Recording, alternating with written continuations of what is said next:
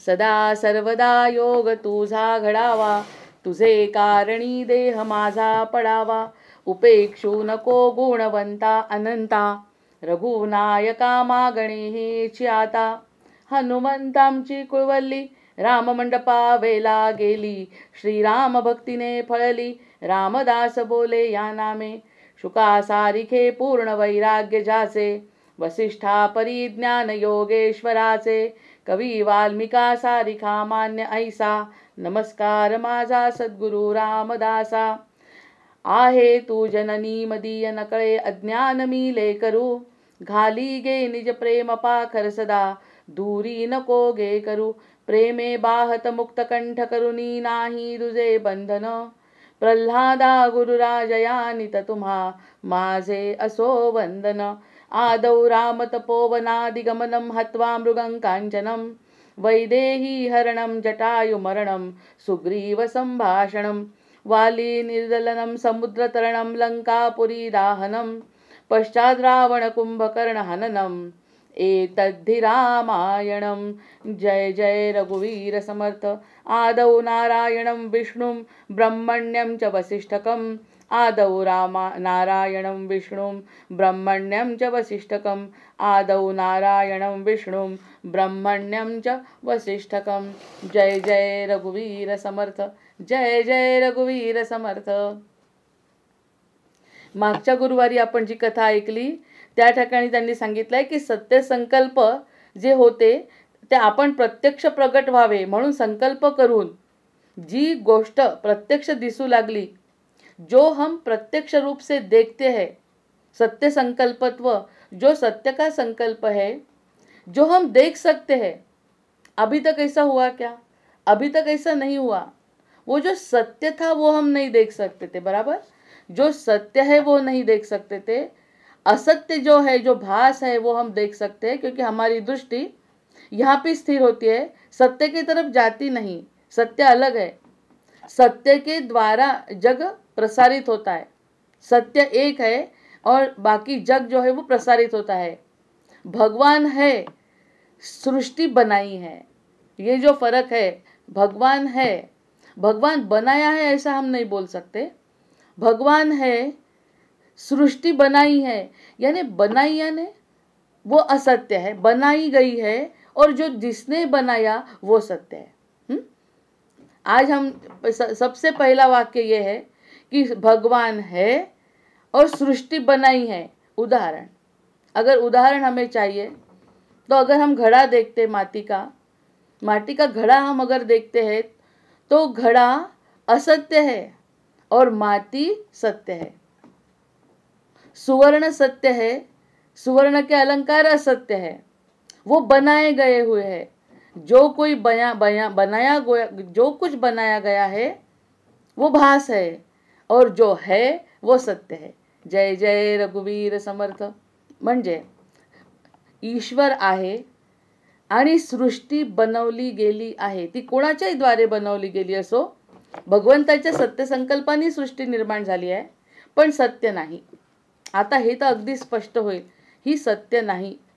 म्हणजे ती जिच्या अंगी सत्य संकल्प प्रकट व्हावे, आपण प्रत्यक्ष व्हावे म्हणून संकल्प करून जर ती प्रत्यक्ष दिसू लागली तर ती आणि विदुरथ पत्नी लीला अशा दोघी तिथे दिसू लागतील आणि मग अंतःपुरातील लोकांचा गोंधळ उडून जाईल. त्यांना तो चमत्कार वाटेल नाही का? मग हा चमत्कार आणि मनाचा गोंधळ आहे ना सगळा. आपण म्हणतो हे सगळं जग दिसतंय, मग याच्यात दोन स्पष्ट जर भाग केले आपण आणि सांगितलं की हे दोन स्पष्ट भाग म्हणजे बनवणारा एक आहे आणि बनवल्या गेलेलं, बनवलं असं म्हणतात. म्हणे हिंदीमध्ये लोग बोलते हैं जिसकी शादी होती है वो दोनों को बनी, ऐसा शायद कुछ बोलते हैं. बनी और बनना ऐसा कुछ तो भी नाम है. यानी वो बन गई दुल्हन, वो दूल्हा बन गया. वो आदमी और औरत है लेकिन वो दूल्हा और दुल्हन बन गए वो भास है. कितने देर तक विवाह का ये संपन्न होगा? पहले वो था, आदमी पहले था, बाद में भी रहेगा, लेकिन आज का जो दिन है उसका, वो विवाह का, वो उस दिन विवाह का दूल्हा और दुल्हन बन गए. ऐसा कुछ इसके संदर्भ में मैंने अगर सुना और अगर हमने डिफरेंस कर पाए हम लोग, तो ईश्वर सत्य है और जगन मिथ्या. ये तो शंकराचार्य ने भी बताया है कि जगन मिथ्या, लेकिन मिथ्या यह हम मानते नहीं ना। हमें जब सब दिखता है, अगर हमें वारी दिख रही है आज जाने वाली, तो हम मिथ्या कैसे मानेंगे? लेकिन वो जो मिथ्या क्यों बोल रहे हैं? क्योंकि वो वारी में आने वाले लोग जो है तो बदलते रहते हैं, लेकिन वारी सत्य है। ऐसी बात अगर डिफरेंस हम कर पाए, तो जिसके लिए हम कर रहे वो सत्य है, तो फिर मनाचा गोंधळ असण्याचं कारण काय? आता जर आम्हाला हे सत्य ज्ञान झालं, तर आता हे गोंधळ असण्याचं कारण काय? पटतंय का आता हे? की एक सत्य आपल्याला जर निश्चित झालं, तर त्या सत्यापासून जी गोष्ट बनल्या गेली ती असत्य आहे. उदाहरणार्थ गहू, किती उदाहरणं आपण आता मनामध्ये, धान्य, अन्नधान्य सत्य आहे. यावर्षी निघालं, मागच्या वर्षी निघालं, पण सत्य आहे ना की धान्य निघतंय. पण त्यापासून बनवणारा जो स्वयंपाक है, जो कुछ उसके बाद उसके हिस्से बनता है, वो उस दिन के लिए ही रहता है, उस दिन के बाद उसको अस्तित्व नहीं है. अगर हमने कुछ उसके रसोई बनाई, उस पदार्थ से हमने अगर रसोई बनाई, तो वो रसोई मिथ्या असत्य है, एक दिन के लिए है, बनाई गई हुई है. और जो है मूल रूप, जो धान्य गेहूँ, वो सब सत्य है. जो है वो भी ईश्वर ने बनाया है, वो सत्य है. आता या ठिकाणी इतकं जर स्पष्ट झालं असेल, तर आता मनाचा गोंधळ सत्य आणि मिथ्यात्वाचा संपेल. मातीचा घडा असत्य मिथ्या कोणत्याही क्षणी मोडला जातो, पण जरी मोडला तो मातीचा घडा जरी मोडला, तरी सुद्धा ती माती सत्यच आहे. ती माती सत्य आहे, ते सोनं सत्य आहे. सोन्याचा नाश होत नाही, मातीचा नाश होत नाही. व्यक्तित्वाचा नाश होतो, पण व्यक्तीचा मूळ रूप तेच असतं. हे सत्याचा संकल्प आज आपल्याला या ठिकाणी याचा आधार घेऊन मागच्या वेळेस संपलेलं जे वाक्य आहे ते, सामान्य माणसांची विचारशक्ती मर्यादित असते. आता हे हेडिंग आहे आजचं, की सामान्य माणसाची विचारशक्ती मर्यादित असते. आणि प्रत्यक्षात याचा राग नाही का येणार आपल्याला, की किती शिकलोय आम्ही, डबल पोस्ट ग्रॅज्युएट आहे, इतकं जास्त शिक्षण आहे, डॉक्टर आहे, इंजिनियर आहे, डॉक्टरांमध्ये मास्टरकी केलेली आहे, परदेशात राहून ज्ञान घेतलंय, कोणी भूगोलाचं ज्ञान घेतलंय, कोणी अंतराळाचं ज्ञान घेतलंय, कोणी ब्रह्मांडाच्या चंद्रावर जाण्याचा प्रयत्न केला. हे सगळं ज्ञान असून सुद्धा योग वसिष्ठामध्ये मथळा आलाय की सामान्य माणसांची विचारशक्ती मर्यादित असते. ही मर्यादितच म्हणायचं, कारण 64 कला आहे जगामध्ये. 64 कलांचा अधिपती आपण जे याला मानतो, गणेशाला, त्याच्यासारखं इतकं ज्ञान होऊ शकतं का आपल्याला या जन्मामध्ये? एका विषयाला जरी धरलं तर या एका विषयाचा महासागर आपण पार करू शकतो का? पण तो करू शकतो म्हणतात, जर सत्याचं ज्ञान झालं. सत्याचं जर ज्ञान झालं तर आपण हा महासागर सुद्धा पार करू शकतो आणि सगळ्या प्रकारचं ज्ञान आपल्याला मिळू शकतं. पण त्यासाठी शरणागती आवश्यक आहे. ईश्वराशी किंवा सद्गुरूंशी शरणागती जर असेल, तर जे आपण शिकलो नाही ते सुद्धा ज्ञान प्राप्त होऊ शकतं. आणि मनाने जर एखादं ज्ञान प्राप्त करायचा प्रयत्न केला तर ते मर्यादित स्वरूपाचं असतं. यावर वसिष्ठांनी उत्तर दिलं, आता रामा, प्रथम तेथे आलेली राजाजवळ उभी असलेली लीला ही आपली राणी पद्मराजाची पत्नी लीला आहे, आणि नंतर दिसू लागलेली लीला ही तिची कोणीतरी मैत्रीण आता कुठून तरी आली आहे. तुझी मैत्रीण आहे असं समज म्हणतो तिला, ती प्रत्यक्षात लीला नाही आहे असा त्यांचा समज होईल. ही दुसरी लीला कोण आहे?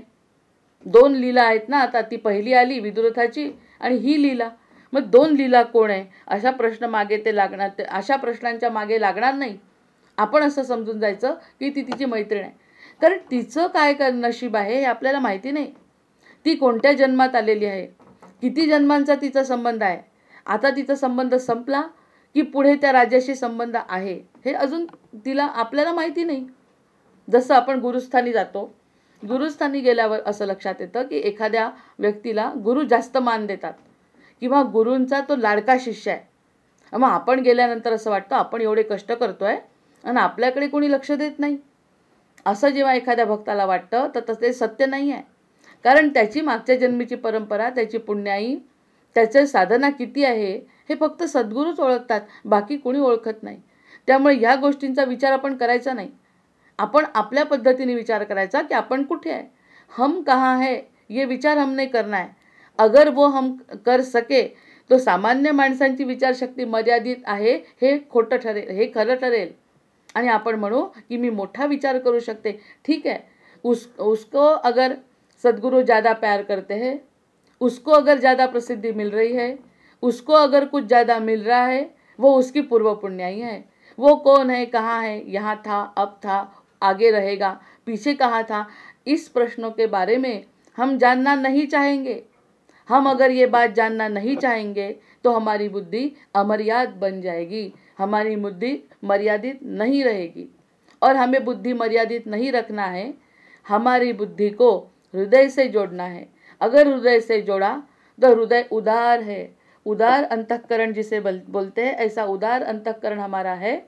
और हृदय का हम अगर हमने सुनना शुरू किया तो बुद्धि अपने आप चुप बैठती है। वो मर्यादित बुद्धी को चुप करना अपना पहिला कर्तव्य आहे. किती मोठी गोष्ट सांगितली आहे या ठिकाणी की तुमची बुद्धी सांगते त्या व्यक्तीकडे बघता तुम्ही, तर ती व्यक्ती आता कशी आहे यावरती विचार नका करू. ती मैत्रीण आहे, मित्र आहे, मागच्या जन्मीचा त्याचा संबंध आहे, ती दुसरी कोण आहे, सोडून द्या सगळं. जे दिसतंय ते सगळंच भास आहे, कारण तू स्वतःच तर भास आहेस. मोठ्या देहानी, सूक्ष्म देहानी तू खरा आहे आणि स्थूल देहानी तू भास आहे. जसा मातीचा घडा, मातीचा घडा जसा माती हे सत्य आहे, घडा खोटा आहे, तसा हा देहाचा भास आहे. ते करावं लागणार आहे. ते जेवढ्यापुरतं दिसतं तेवढ्यापुरतं सत्य आहे.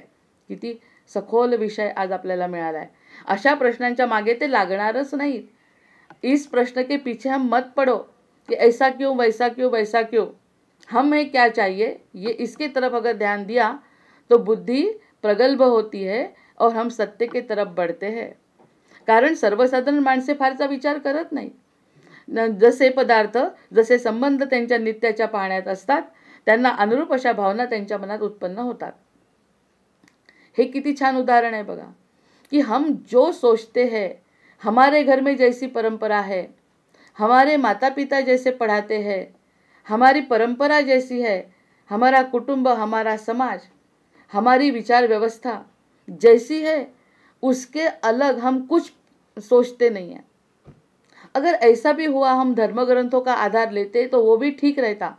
धर्म ग्रंथों का आधार नहीं लेते, लेकिन जो पूर्वपार परंपरा है, इतने छोटा सा कुटुंब का विचार, व्यक्ति का विचार, खुद का विचार, इतना ही विचार हम करते, इसलिए हमारी बुद्धि मर्यादित है. ऐसे बोल रहे ऋषि. हमें जितना मालूम है उसके तरफ ही हमारा ध्यान जाता है. जैसा पढ़ना है, स्कूल में जाना है, यही स्कूल में जाना है, ये स्कूल से अलग दूसरा स्कूल अच्छा नहीं है, केवल इसी स्कूल में सच्चा ज्ञान मिल सकता है, अन्यथा कहाँ ज्ञान नहीं मिल सकता. ये जो हमारी संकल्पना है ना, वो मर्यादित संकल्पना है. एक आदमी ऐसा भी मिला था कि जिसने उसके लड़कों को घर में पढ़ाया. वो कौन सा 18 नंबर का फॉर्म है वो भरा और 10वीं कक्षा पास हो गया. उसको भी उतना ही ज्ञान था जितना स्कूल में जाने के बाद था, लेकिन उसने अलग विचार किया जो सर्वसामान्य विचार नहीं है. ऐसा विचार करके उसने घर में पढ़ाया, खुद अपने लड़कों को जैसा पढ़ाना है, और हमें परीक्षा देना है, दे दी. परीक्षा में पास भी हो गया, लेकिन उसका ज्ञान अलग है और जो स्कूल में मिलता है ज्ञान वो अलग है. स्कूल में जो टीचर बताएंगे उतना ही ज्ञान मिलेगा. इसको यहाँ लगा हमें ये देना है, हमें वो देना है, ऐसा अलग विचार करके उसने उसके लड़कों का संगोपन किया. तो अलग विचार उसने किया. ऐसा विचार सामान्य व्यक्ति नहीं कर सकता, क्योंकि जो पूर्वापार चल रहा है वही हम करते हैं. तो पूर्वापार बुद्धि हमारा जितना दिखता है, जितना अनुभव है, इसके ऊपर विचार करते हैं. उससे ज़्यादा हमारा विचार नहीं होता. तो हमारा उससे ज़्यादा विचार होने के लिए शरणागती आवश्यक है. त्यांच्या नित्याच्या पाहण्यात असतात, त्यांना अनुरूप अशा भावना त्यांच्या मनामध्ये उत्पन्न होतात आणि त्यांना धरून त्यांचे व्यवहार चाललेले असतात. या बाबतीत ती निव्वळ विचारशून्य पशुसारखी असतात. मग तेवढा आणि तेवढा मतीला पटेल असा, माझ्या बुद्धीला पटेल असा जर मी विचार केला तर ते विचारशून्य पशु आहेत म्हणतात. विचारशून्य पशु. मग पशु जसं जेवढं खायचं, जेवढं काम करायचं तेवढं करायचं आणि झोपायचं, त्यांना कोणत्याही प्रकारची चिंता नसते, तशीच आपण चिंता नसल्यासारखं आयुष्य जगतो आणि सत्याकडे आपण वळत नाही. हे कुणाला शिकवताय सगळं? हे लीलेला सांगते सगळं. लीला तुझ्या मनामध्ये नवऱ्याबद्दलचा जो भ्रम आहे, एक नवरा म्हणून हा विचार नाही आहे. फक्त नवरा नाही, या संसारामधलं सगळ्या अशाश्वत गोष्टींवरचं ते उदाहरण आहे. की फक्त नवरा हा तिचं प्रेमाचं प्रतीक त्यांनी घेतलाय.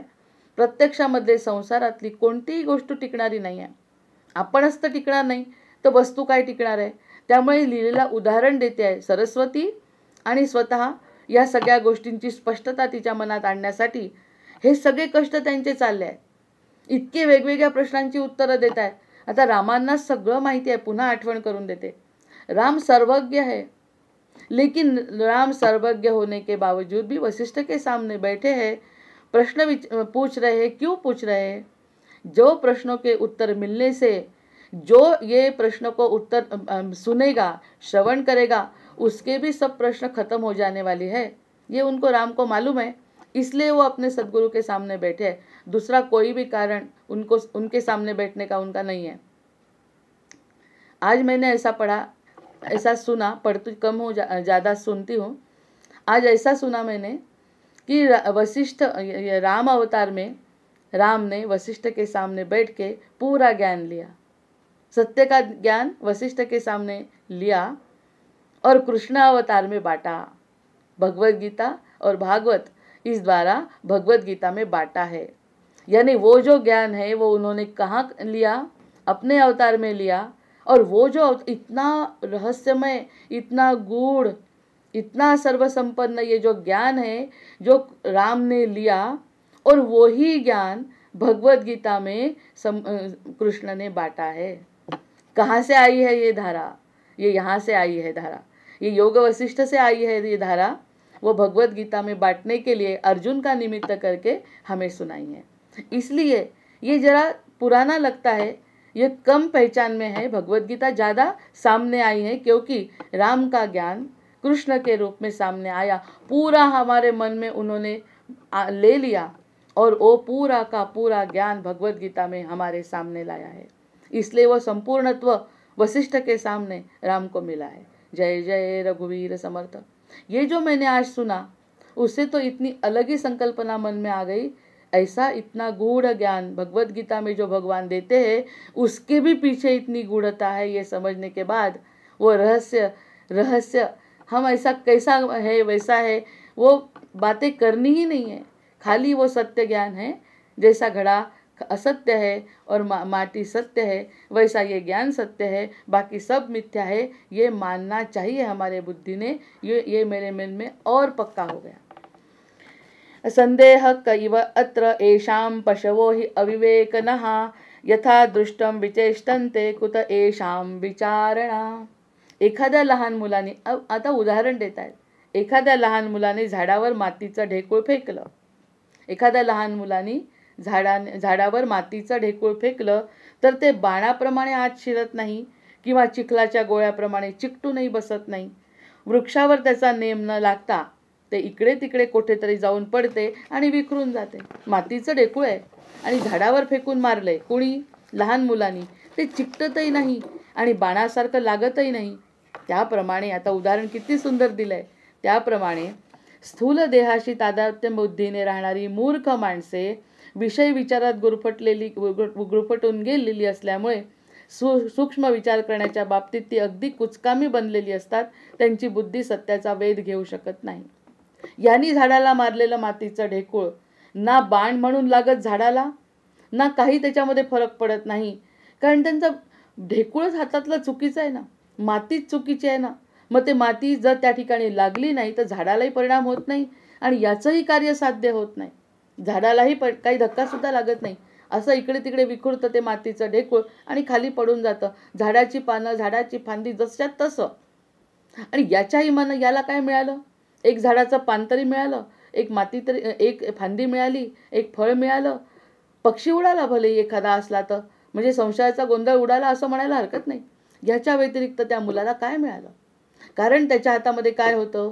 मातीचं ढेकूळ. दगड असता तर दगडाने सगळं होत आहे. दगड नाही घेतला त्यांनी, मातीचं ढेकूळ हे उदाहरण घेतलंय. मग मातीचं ढेकूळ जसं काही करू शकत नाही त्या झाडाला, तसं आपले हे विचार सत्यापर्यंत पोहोचूच शकत नाही. तो बाण लागतच नाही सत्याला. कारण बुद्धी असं आहे का? असं थोडी असतं. राम थोडी असणार आहे, रावण थोडी असणार आहे. हे तर स्पष्ट दिसतंय सगळं. हा गोंधळ. अशा बुद्धीनी जर देवाजवळ गेलो अशा बुद्धीने जर आपण संसाराकडे बघितलं तर संसार आपल्याला कधीही सोडणार नाही. संसाराला सोडायचं असेल तर बाण अगदी व्यवस्थित लागला पाहिजे सत्यापर्यंत, तरच सत्याची एखादी फांदी तुटेल आणि आपल्या हातात पडेल. अन्यथा सत्य आपल्या हातात पडणार नाही, कारण बुद्धीच आपली मर्यादित आहे. सगळे प्रश्न संपायला पाहिजे. वसिष्ठ म्हणतात सगळे प्रश्न संपायला पाहिजे, कर्तव्य करा, पण कर्तव्य करत असताना फळ काय मिळेल हे सगळं माझ्यावरती सोडून द्या, म्हणजे ईश्वरावरती सोडून द्या. तर ती बुद्धी शरणागती पत्करली त्या बुद्धीने असं मानायला हरकत नाही. परंतु ज्यांच्या ठिकाणी विचारशक्ती जागृत असते, उलट ज्यांच्या ठिकाणी विचारशक्ती जागृत असते त्यांची स्थिती उलट असते. ये तो हम समझ में आ सकता है हमारे कि जो विचार करता है विवेक से जो विचार करता है वो सरेंडर होता है, वो शरण जाता है. यांची स्थिती उलट, ते सावध राहण्याचा प्रयत्न करतात, ते श्रवण मननशील असतात, ते ऐकण्याचं सुद्धा वेगळं त्यांचं तंत्र आहे. काय ऐकायचं, काय वाचायचं, काय बोलायचं, कशावर मनन करायचं, कशावर चिंतन करायचं हे त्यांचं स्पष्ट असतं. आपल्या स्वतःच्या अनुभवाचे, जगाच्या परिस्थितीचे निरीक्षण, प्रत्यक्ष अनुमान, श्रुतिवचने इत्यादी प्रमाणांचा धरून विचार करू शकतात. जे सत्य जाणणारे आहेत किंवा ज्यांना सत्य ऐकायचं आहे ते हे सगळं आपण कुठे आहे, आपलं काय चुकलं, किंवा आपण काय केल्याने खरा आनंद प्राप्त होईल, विवेक म्हणजे काय, हे ब्रह्मांड म्हणजे काय, ईश्वर म्हणजे काय, ह्याचा शोध घेण्याचा आणि त्याचं परीक्षण, अवलोकन, आपल्या स्थितीचं अवलोकन, आपल्यालाच का एखादं दुःख आलं तर आपल्याला कसं आलं असेल, का आलं असेल, एखादं सुख आलं असेल तर का आलं असेल, कसं आलं असेल, हा विवेक जर त्यांच्या ठिकाणी जागृत असेल तर ते असा विचार जे करू शकतात तर ते प्रमाणांना धरून विचार करतात, म्हणजे जागृतावस्थेत असतात. ते निद्रिस्त पशु नसतात. आपल्याला निद्रिस्त पशूंसारखं जगायचं नाही. आज जी परिस्थिती आली, आज अचानक का ग्रंथ हाती पडला तर ती आपली पूर्वपुण्याई आहे. ते प्रेमानंदजी महाराज म्हणाले, जर तुमचा अचानकपणे सत्संग तुमच्या जीवनात आला आणि सत्य जर तुमच्या समोर येण्याचा प्रयत्न करत असेल आणि ते जर जाणण्याची तुमची बुद्धी तयार असेल तर त्यासारखा मानवी जीवनातला सुयोग नाही. जय जय रघुवीर समर्थ. हा योग सगळ्यांच्या जीवनात जर आला तर तो दुर्मिळ राहणार नाही, पण तो सगळ्यांच्या जीवनात येऊ शकत नाही. हेच तर त्याचा हाच मोठा दोष आहे की व्यक्ती त्याकडे वळत नाही. मग हा योग साधणं इतकी सोपी गोष्ट नाही. सतत त्याचा विचार, सतत सत्याचा विचार जो करतो तो मातीचं ढेकूळ टाकल्यासारखा करत नाही. तो प्रत्यक्ष दगड मारतो आणि प्रत्यक्ष दगड मारल्यानंतर त्याचं जे पान पडतं ते पानाचा त्याला लाभ होतो, पण प्रत्यक्षात मातीच्या ढेकळाने लाभ होत नाही. असत्य हातात घेऊन गेलो तर सत्य कसं हातात पडेल. बुद्धी मर्यादित आहे. सूक्ष्म देहाची कल्पना यायची असेल तर सत्य हातामध्ये घेऊन, म्हणजे मी हा नाही आणि मी तो आहे, या दोन गोष्टींच्या संकल्पनेनी, म्हणजे प्रत्यक्ष बाण मारल्याशिवाय सत्य बाहेर येत नाही. आहे ना महत्त्वाची संकल्पना. म्हणजे विचार आपले मर्यादित असतात. सत्य काय आहे आणि आपले विचार मर्यादित असतात. तर मर्यादित विचारांना अमर्यादित करून सत्याकडे जायचं आहे. स्वप्नातील देह जागेपणी कोठे गेला हे समजत नाही.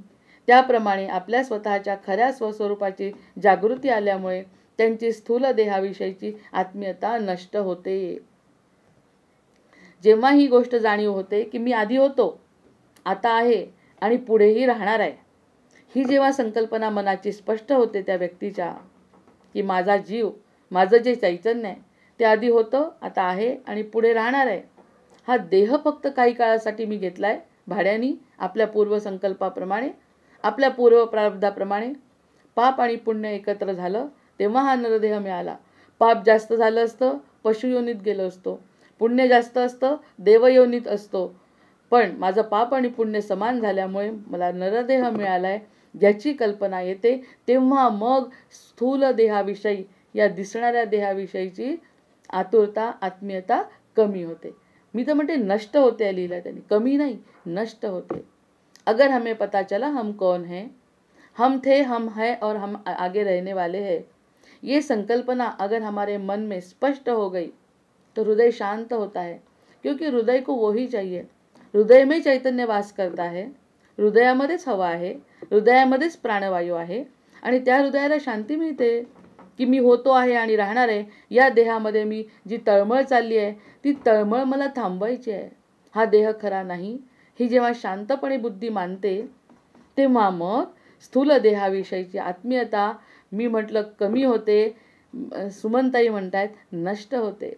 स्थूल देहाविषयीची आत्मीयता नष्ट होते. आणि स्थूल देहाविषयीची आत्मीयता नष्ट झाली तर मग हे जगत खरं वाटेल का? म्हणजे या देहाच्या संबंधित हे जग आहे. माझा देह असो किंवा नसो, त्याच्याशी संबंध या जगाचा नाही आहे. त्यामुळे स्थूल देहाविषयीची आस्था नष्ट झाली की दिसणाऱ्या जगाविषयीची सुद्धा आस्था कमी होते, नष्ट होते. त्यामुळे अलिप्तता येते.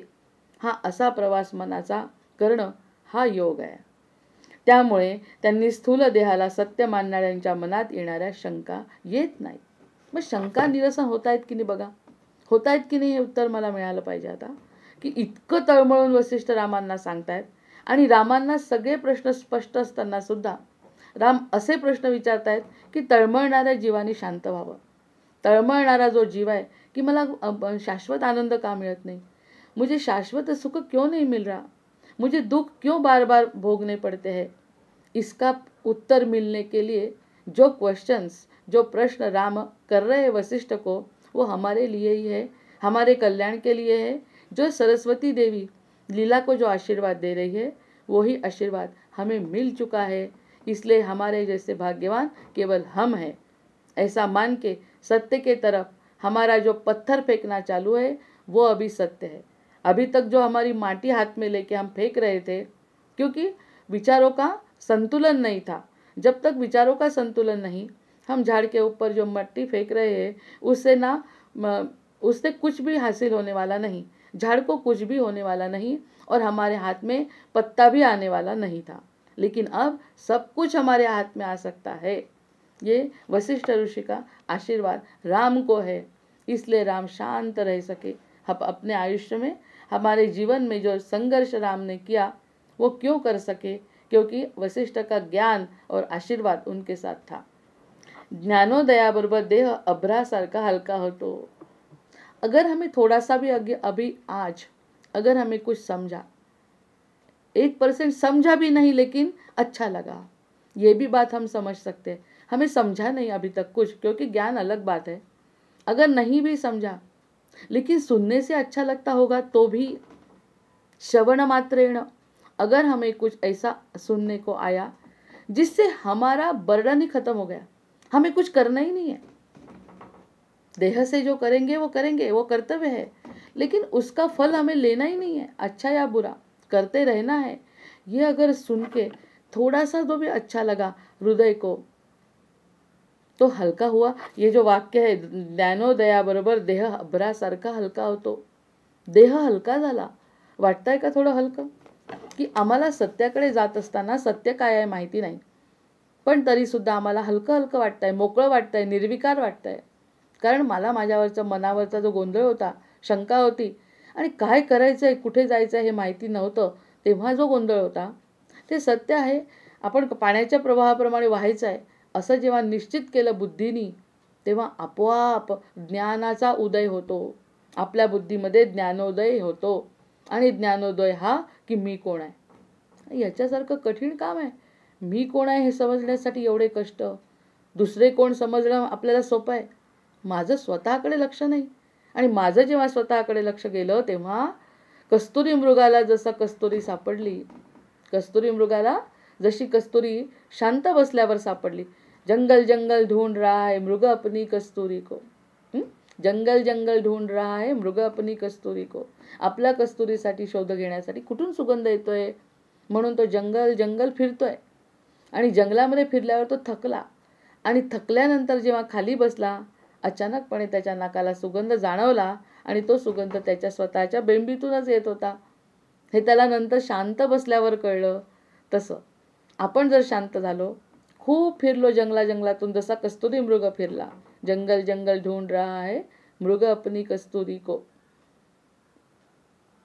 मग हे जर थांबवलं, आपण जंगल जंगल ढूंढणं थांबवलं, योग वसिष्ठावरती विश्वास ठेवला, ज्ञानावर विश्वास ठेवला, ज्ञानोदय झाला, तर आपण हलके होतो. त्याला जसा सुगंध सापडला स्वतःजवळ, तसा आपल्याला तो सुगंध सापडतो. असं आपण इतरांचे उदाहरण आपल्याशी संबंधित सोडून, म्हणजे त्यांनी काय म्हटलंय बघा, स्वतःच्या अनुभवाचे, जगातील परिस्थितीचे निरीक्षण, प्रत्यक्ष अनुमान, श्रुतिवचने इत्यादी प्रमाणात धरून विचार करा. हे त्यांचं मगाचं वाक्यच आहे की यांच्याकडे बघा, त्यांच्याकडे बघा आणि त्यातून आपली स्वतःची परिस्थिती परीक्षण करा. त्यातून जो तुम्हाला स्वतःचा आनंद मिळेल, त्यामुळे ज्ञानोदयाबरोबर देह अभ्रासारखा हलका होतो. आणि मगाशी त्यांनी सांगितलं की स्थूल देहाविषयीची आत्मीयता नष्ट होते. म्हणजे सगळी जी काही गोम आहे, सगळी जी काही गोंधळ आहे, तो कुठे आहे संबंध आता लक्षात आलं असेल, देहाशी, देहातले असलेल्या बुद्धीशी हा सगळा गोंधळ आहे. एकदा का तो देहाचा आणि बुद्धीचा गोंधळ बाजूला केला तर आपण सगळं मोकळं होऊन मुक्त होऊन उडू शकतो.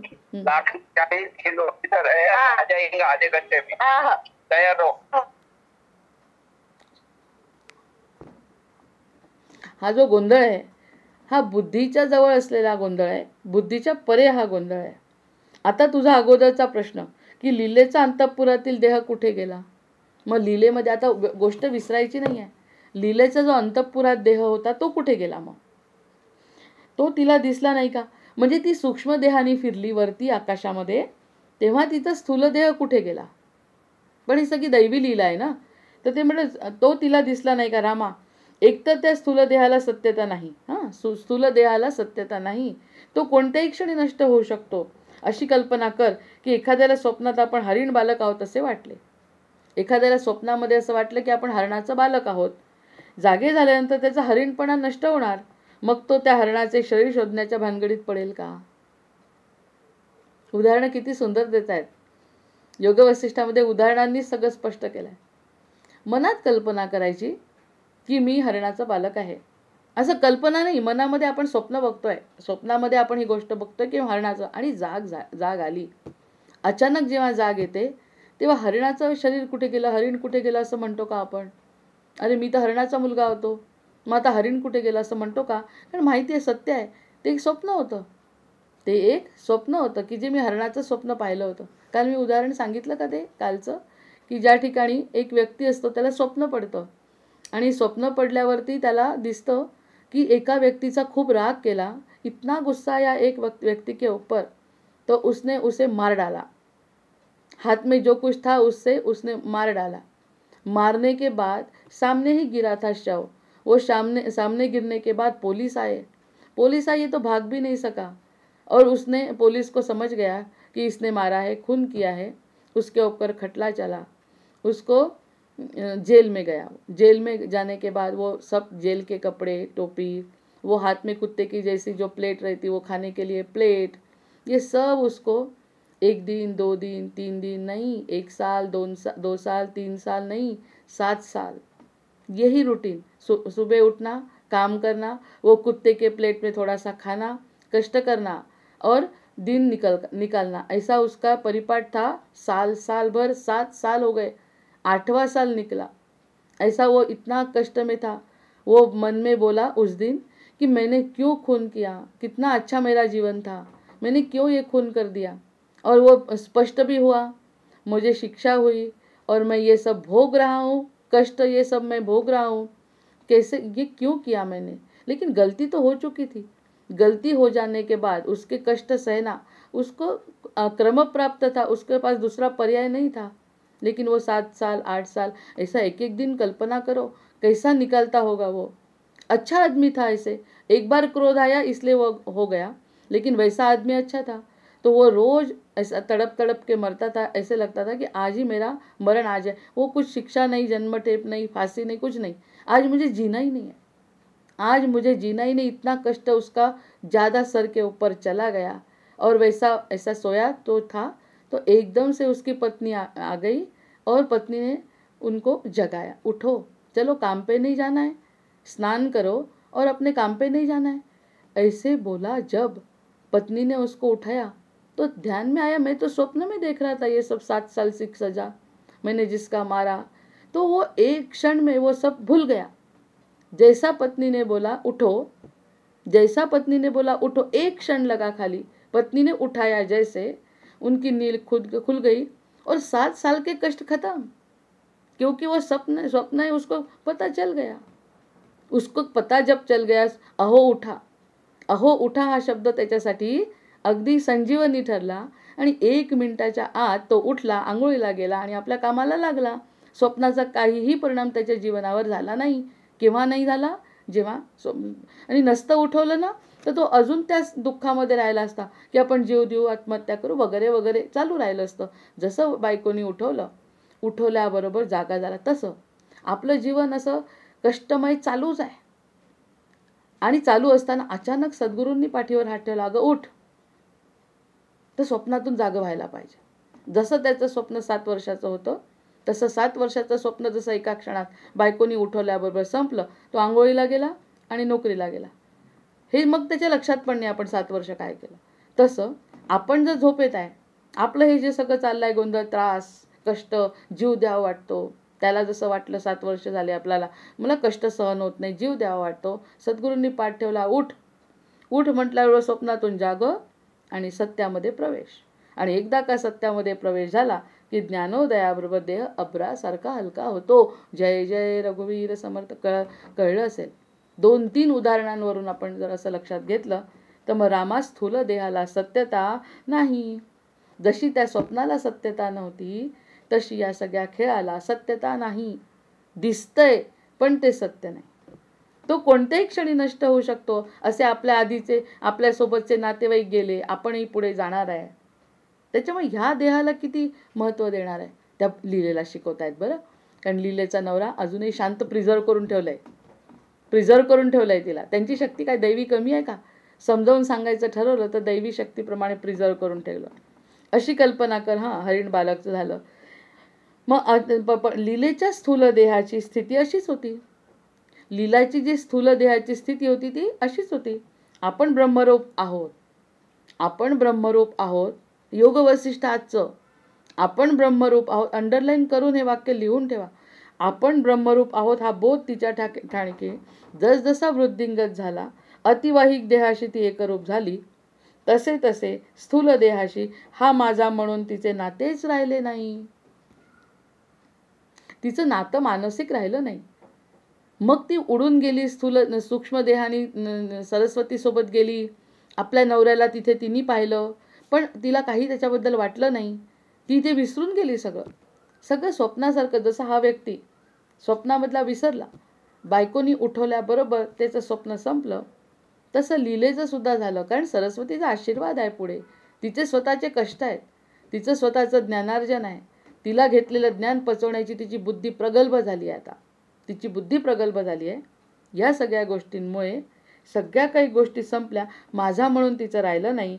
तो देह नष्ट झाला काय किंवा राहिला काय, तिला तिच्या दृष्टीने नसल्यासारखा नाही का? तसा जर योग आपल्याला साधता आला प्रत्येक जीवाला तर लीलेसारखं सत्यज्ञान, रामांसारखं सत्यज्ञान वसिष्ठ गुरूंच्या आशीर्वादाने आपल्याला मिळू शकतं. स्वप्नात दिसलेल्या इमारती पक्क्या दगडी बांधणीच्या मोठमोठ्या आहेत. कल्पना करा. स्वप्नामध्ये दिसलेली एक मोठी बिल्डिंग आहे दगडी, जिला काही होत नाही, पक्की बांधली, 100 वर्ष जाईल अशी बिल्डिंग आहे. त्या स्थितीत वाटते, असं वाटतं किती पक्की आहे. पण जागं झालं, एकदा का जागं झालं त्याच्याचं मोठेपण, काठिण्य सगळं नष्ट होतं. ती कठीण आहे, मोठेपण आहे, काहीही राहत नाही. त्याप्रमाणे आत्मज्ञानाची जागृती झाली म्हणजे देहाविषयीचे वजन, त्याचा कठीणपणा वगैरे मिथ्या कल्पना अस्तंगत होतात. जय जय रघुवीर समर्थ. जय जय रघुवीर समर्थ. या ठिकाणी देहाचं मिथ्यत्व या ठिकाणी विशद केलंय. आणि मिथ्यत्व सांगत असताना आपण कुठे आहे